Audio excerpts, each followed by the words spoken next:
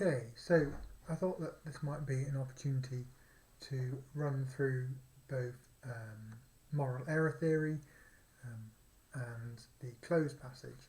So I'm going to go through what you've done. There's been lots of very good answers to this Cloze passage, so I'm just going to talk through the answers and show you what they are so you can correct your own.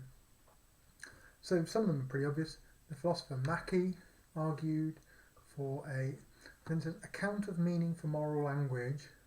Some of you put anti-realist in here. So anti-realist is an ontological description. It says what exists. Moral language is about the meaning of language. So it's looking here for a cognitivist account of meaning for moral language. So cognitivist truth act, meaningful. He largely accepts the argument of the who include Iyer that a sentence is meaningful only if evidence can be given to verify or falsify it. So that, of course, is the logical positivists.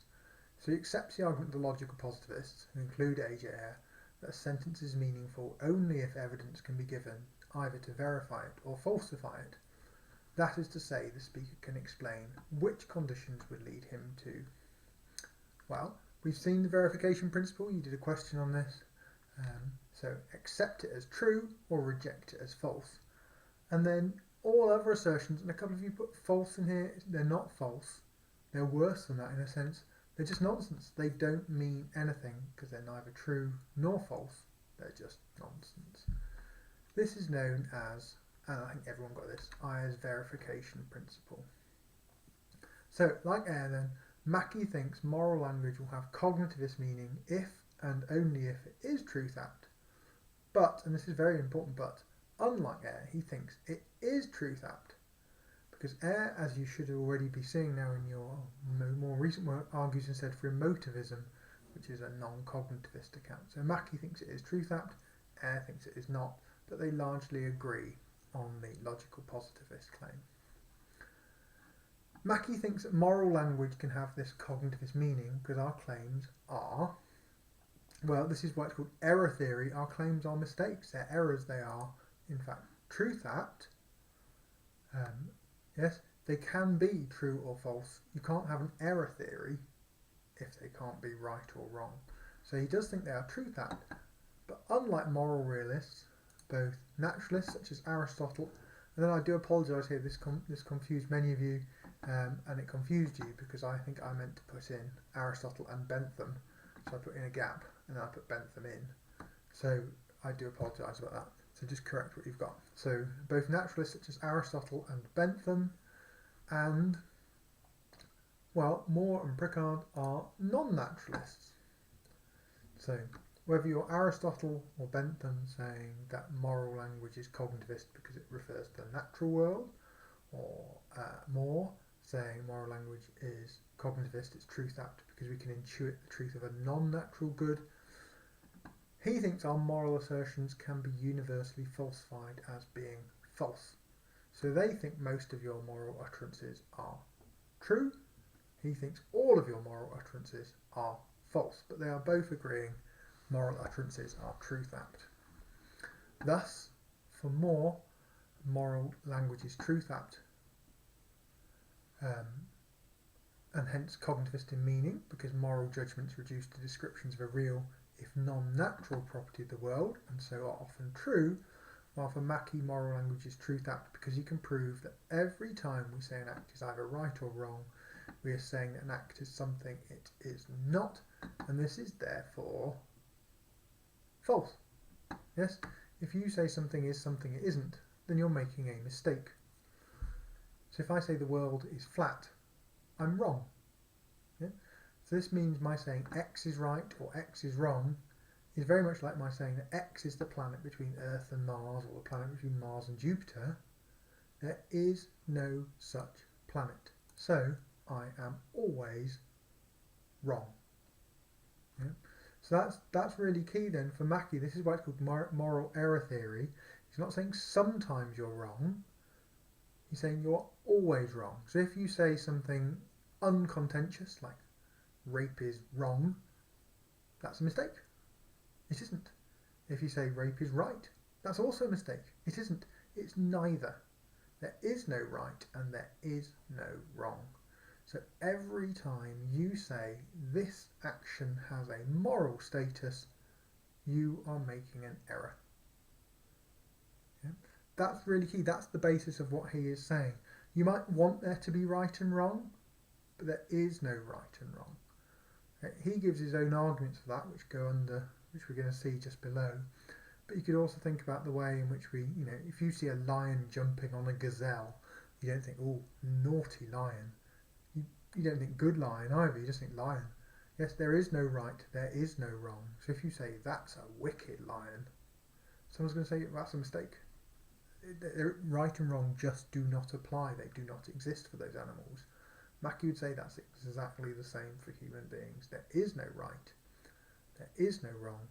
Every time you say this action has this moral character, you're making a mistake. So, Mackey demonstrates there's no such thing as the something or the bad, well, I think that's pretty obvious, the good or the bad, through two arguments. So you've already looked at these and I hope you understood them. So we have, first of all, the argument from relativity. So this isn't obviously Einsteinian relativity, but it's the same meaning actually. So for Einstein, relativity means time goes at different speeds for different people from different perspectives. For Mackey, relativity means good and bad are different depending on who you are, when you are, where you are, and what you think. Yes, there is no real good, there is no real answer, there's just different perspectives. So we can say, were there a real objective good out there, it seems certain the energy dedicated to pursuing it would lead cultures towards what? Moral convergence. Yeah, that Aristotle, Kant, Bentham, Mill, hundreds of these people, religions, all these people thinking hard at what is right and wrong, surely they would come together and agree. They don't.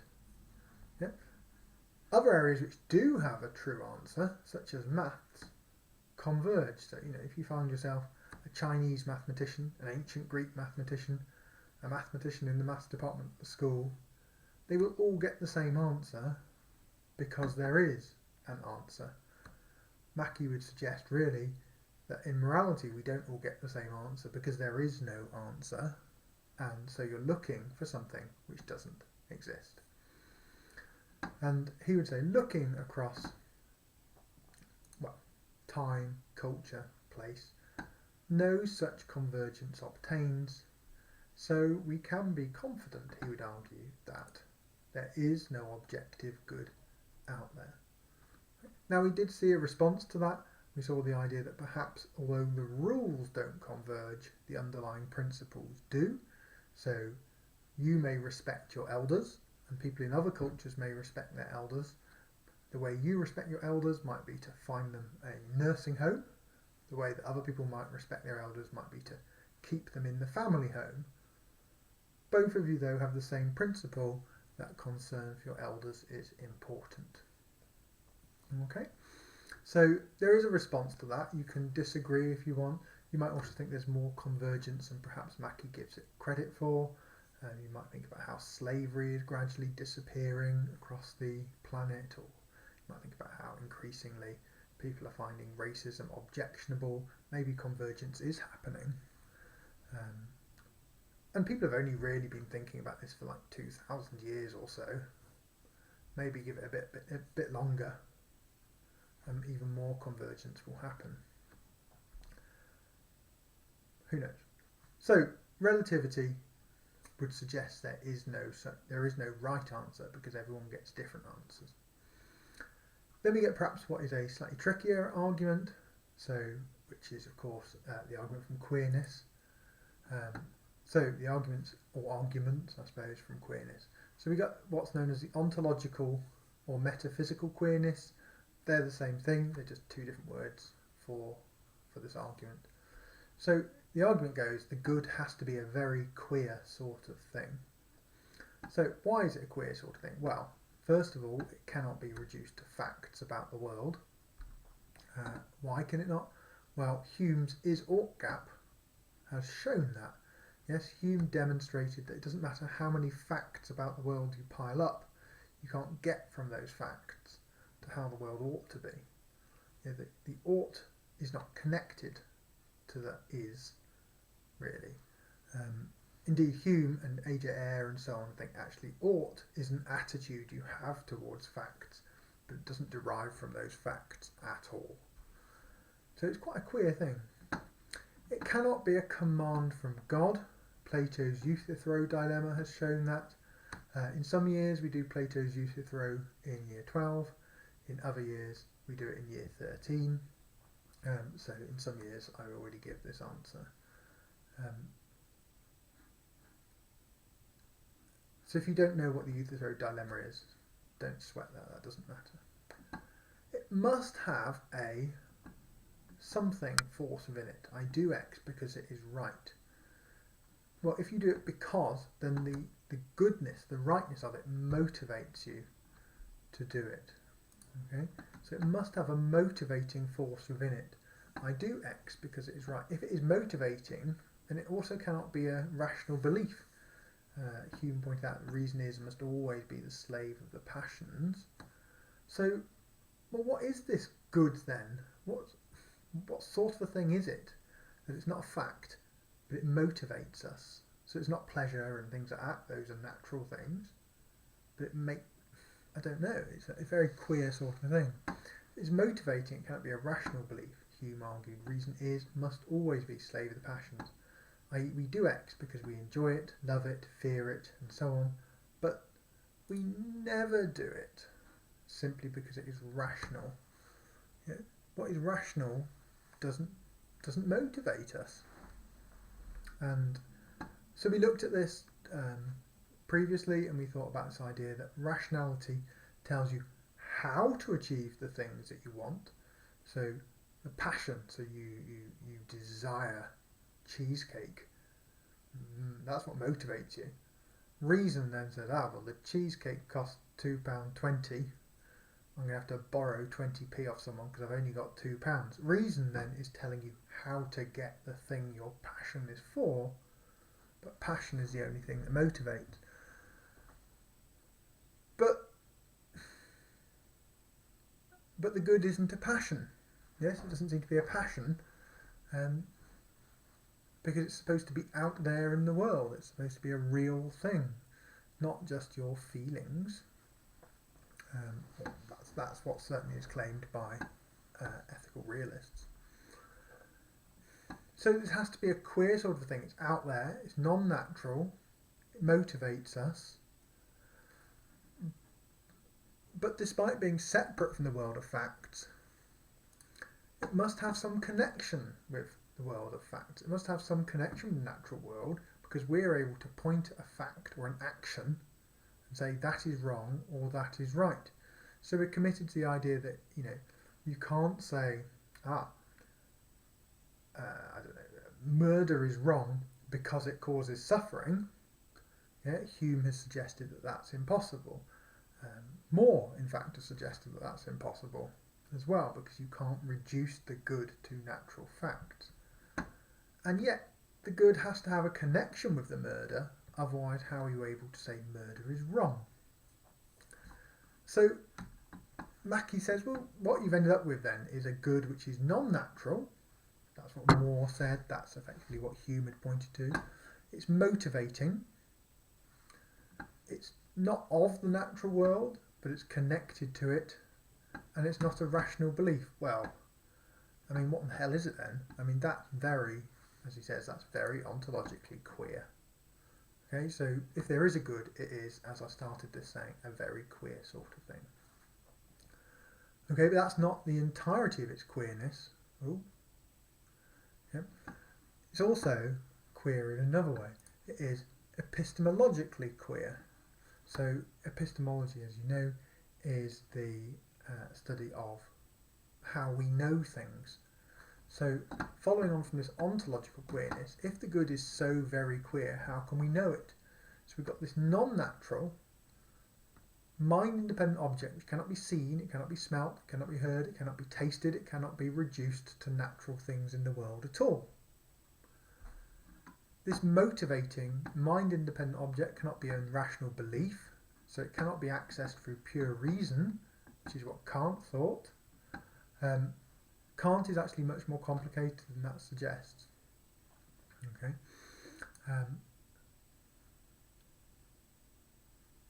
So I just want to take you to this. This slide is there if you want to, and you might come back to it if you wish to after doing prescriptivism, because Hare makes use of Kant's theory in prescriptivism, which is our final theory.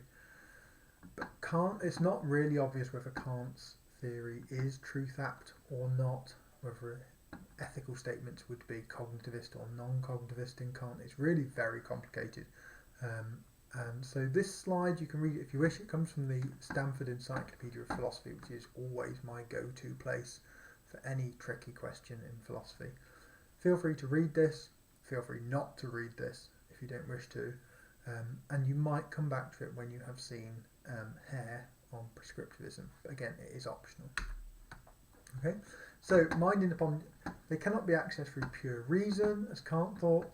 The ought cannot derive from any number of facts, so it cannot come a posteriori from facts about the world or from our unique capacities, our ergon, as utilitarians, and also then Aristotle thought. So how on earth can we know it? How do we know this strange, weird thing? Perhaps we would need a queer sort of, as Moore thought, well, that's clearly going to be a queer sort of intuition, as Moore, Pricard and Ross argued. But what's one of those? What is this extra sort of spooky sense that allows you to recognise the good? I don't know. On the basis of the queerness of the good, the queerness of the epistemology of the good, and the a posteriori fact of, so a posteriori from your experience, from looking at the world, moral diversity in the world, Mackey is confident in saying that moral claims are truth-apt. Yes, they are. He's happy with that. And they are universally... I don't know. Oh, I changed the colour of a letter. Universally false. So, moral language has cognitivist meaning because every time you say this action is right or this action is wrong, you've made a mistake. You are false. You're claiming something which is not the case. There is no right, there is no wrong, and every time you say this is right or this is wrong, you have made an error. That's why it's moral error theory. But because you are always making a mistake, then your statements are truth-apt, but they are universally false. They're every time wrong. So moral language has cognitivist meaning. Because he denies there is any real mind-independent object, good or bad, whether natural or non-natural, Mackey doesn't care, he finds both of them utterly unconvincing. He is classified as anti-realist. So anti-realist is to say there is no right, there is no wrong, they just don't exist out there in the world at all. Okay. Good. So a few of you put the anti-realist claim here at the end as cognitivist. So that effectively is the mirror image of the mistake in the first line. Okay, so this is an ontological claim. What exists? Is there a good? Is there a bad? No, that's anti-realist. On the other hand, he is cognitivist because he's saying the moral claims you make are meaningful because every single one of them is wrong. So that should then exhaust all of your letters, all of your words, except that I accidentally put Bentham down and had sadly left a gap for Bentham and then written in it as well. Sorry about that. I hope that helps with the moral error theory. Do please correct your answers. It's really important you have this stuff right. You could get essays on these things, and indeed you've got an essay for me which might involve this, or could involve this, should involve this. Okay, thank you very much.